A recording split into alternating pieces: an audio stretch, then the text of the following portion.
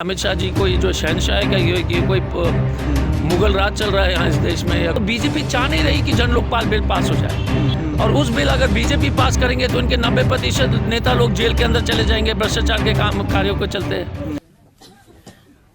पिछले 5 साल में हमारी सरकार ने दिल्ली के लोगों को कई क्षेत्रों में राहत दी है। बुनियादी मुद्दों पे पिछले 5 साल में बुनियादी मुद्दों को ठीक करने में 5 साल बीते। स्कूल, अस्पताल, बिजली, पानी।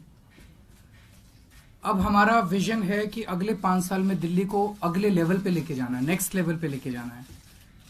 21वीं सदी का शहर बनाना है, एक आधुनिक शहर बनाना है, एक विकसित देश की राजधानी बनाना है जिसके ऊपर दिल्ली के लोगों को गर्व हो और देश के लोगों को गर्व हो।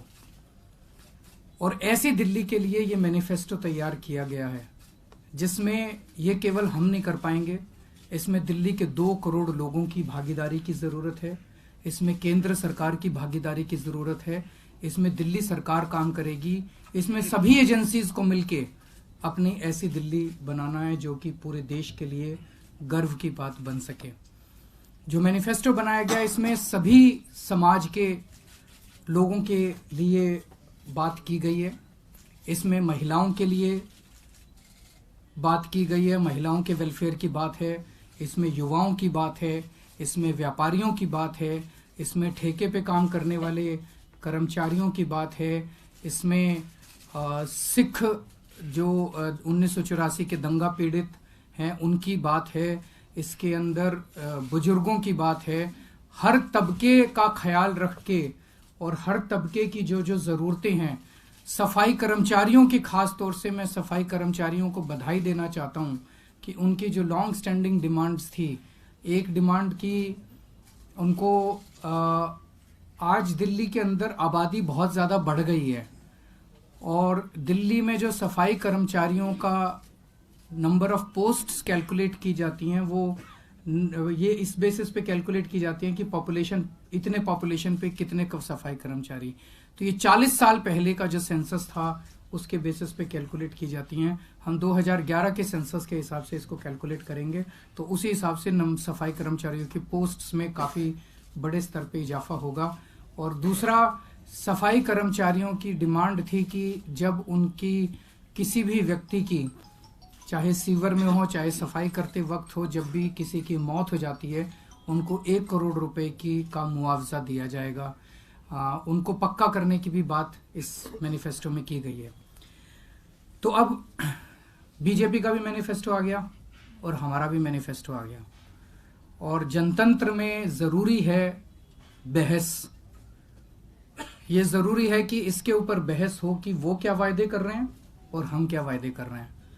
ये ज़रूरी है कि जनता के सामने जनता को मौका मिले प्रश्न करने का, और दोनों पार्टियां अपनी बात बताएं कि उन्होंने जो वादे किए क्या वो संभव हैं, क्या जनता उन वादों को सही मानती है, या हमने जो वादे किए या हमने जो काम किए। तो मैं आज बीजेपी से कहना चाहता हूं कि दिल्ली के लोग ये चाहते हैं कि बीजेपी अपना सीएम कैंडिडेट डिक्लेयर करे, और उस सीएम कैंडिडेट के साथ मैं बहस करने के लिए तैयार हूं। बहस किसी भी जगह पे हो सकती है, जो वो चाहें उस जगह पे हो सकती है। 2 एंकर बहस का वो कर सकते हैं, एक उनकी पसंद का एंकर हो, एक हमारी पसंद का एंकर हो। सारी जनता के सामने होना चाहिए, जनता को सवाल जवाब करने का मौका मिलना चाहिए, सारे टीवी चैनल्स के सामने होना चाहिए। जनता ये जानना चाहती है कि उनका सीएम फेस कौन है। अगर जनता को ये नहीं पता कि उनका सीएम फेस कौन है तो फिर जनता कह रही है कि हम आपको वोट क्यों दें। अमित शाह जी ये कह रहे हैं भाई तुम हमको वोट दे दो, फिर सीएम मैं तय करूंगा। जनतंत्र में सीएम जनता तय करती है, जनतंत्र में सीएम अमित शाह जी तय नहीं कर सकते। जनता को यह अधिकार होना चाहिए तय करने का कि वो सीएम डिसाइड करे कि ये सीएम पसंद है कि ये सीएम पसंद है। अमित शाह जी कह रहे हैं कि दिल्ली की जनता मेरे को ब्लैंक चेक दे दे, उसके ऊपर मैं नाम भरूंगा कि दिल्ली का सीएम कौन होगा। ये अधिकार जनतंत्र के अंदर और संविधान के अंदर अमित शाह जी को नहीं मिल सकता। दिल्ली की जनता तय करेगी। मैं जगह जगह जाके कहता हूं कि आपका एक एक दिया हुआ वोट सीधा केजरीवाल के पास आएगा। दिल्ली की जनता ये जानना चाहती है कि बीजेपी को दिया हुआ वोट किसके पास जाएगा। अगर वो चेहरा नहीं है तो इसका मतलब बीजेपी को दिया हुआ एक एक वोट गड्ढे में जाएगा, बीजेपी को दिया हुआ एक एक वोट बेकार हो जाएगा।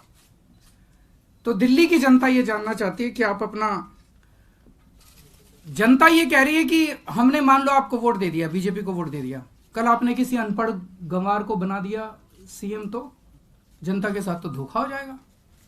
वो अगर दिल्ली चला ही नहीं पाया तो कल 1 बजे तक का हम टाइम देते हैं। 1 बजे तक अगर वो लोग अपना सीएम कैंडिडेट डिक्लेयर करते हैं तो मैं उसके साथ बहस करने के लिए तैयार हूं, मोडालिटीज वर्कआउट कर लेंगे। और अगर वो नहीं करते तो कल 1 बजे आप सब लोगों के साथ यही मुलाकात होगी, एक और प्रेस कॉन्फ्रेंस होगी, उसमें हम आपसे चर्चा करेंगे। Thank you. इस वक्त हमारे साथ मौजूद है अजय कुमार जी, जो आम आदमी पार्टी के प्रवक्ता हैं। इनसे जानते हैं कि आज मैनिफेस्टो जारी हुआ है, इसमें क्या मेन पॉइंट्स रखे गए। मेन पॉइंट देखिए 28 मेन पॉइंट है, 10 गारंटी के अलावा इसमें समाज के हर वर्ग को हम देख रहे हैं। आपने देखा होगा कि महिला के लिए जो है नौकरी जो गृहिणी है उसके उनके लिए क्या काम हम दिला सकते हैं घर में बैठे बैठे। हम ये सुनिश्चित कर रहे हैं कि भोजपुरी जो है 8वीं शेड्यूल में दबाव डालेंगे सरकार के ऊपर। हम ये सुनिश्चित कर रहे हैं कि मेट्रो लाइन जो है 500 किलोमीटर के ऊपर जो है अगले 5 साल में बना दिया जाएगा। ओबीसी के जो पिछड़े वर्ग के समाज के जो लोग के जो सबसे बड़ी समस्या थी कि 1993 वाला सर्टिफिकेट को जो मान्यता दे रहे थे, हम कोशिश करेंगे कि कोई भी ओबीसी के व्यक्ति अगर 5 साल दिल्ली में है तो उसको तुरंत मिल जानी चाहिए उस सर्टिफिकेट को। फिर सफाई कर्मचारी के लिए 1 करोड़ का जो है मुआवजा। तो बहुत सारे बातें हैं। 28 जन लोकपाल बिल की बात करें तो 2015 से ही ये जो है मैनिफेस्टो में आ रहा है। 2015 के मैनिफेस्टो में भी ये था, अभी 2020 के मैनिफेस्टो में भी है ये। क्योंकि केंद्र सरकार जो इसको पास नहीं कर रही है, हमने तो पास कर दिया असेंबली से। क्योंकि बीजेपी को मालूम है कि जन लोकपाल बिल जो आम आदमी पार्टी ने बनाया है, जैसे ही वो पास होता है तो पूरा देश में उसी बिल के लिए मांग होगी। और उस बिल अगर बीजेपी पास करेंगे तो इनके 90% नेता लोग जेल के अंदर चले जाएंगे भ्रष्टाचार के कार्यों को चलते। तो बीजेपी चाह नहीं रही कि जन लोकपाल बिल पास हो जाए, क्योंकि जैसे ही दिल्ली में पास हो जाएगा तो पूरे देश में बोलेंगे दिल्ली वाला मॉडल उठाइए। उसमें साफ तरीके से एक इंडिपेंडेंट जन लोकपाल होगा, उसकी शिकायत का कोई राजनीतिक हस्तक्षेप करने के दूर दूर तक की गुंजाइश नहीं होगी।